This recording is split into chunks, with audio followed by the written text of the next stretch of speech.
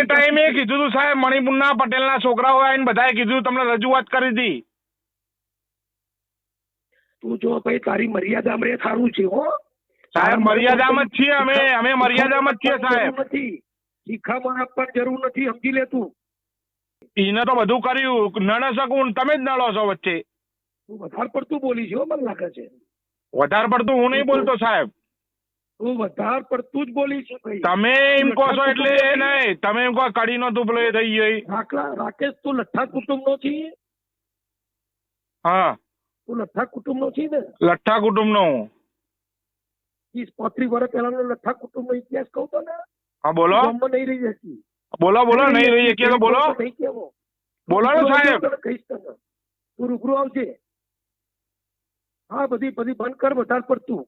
આપમાં રે ભાઈ, હવે કામ કરો. અમે તો હવનું જ કામ કરીએ સાહેબ.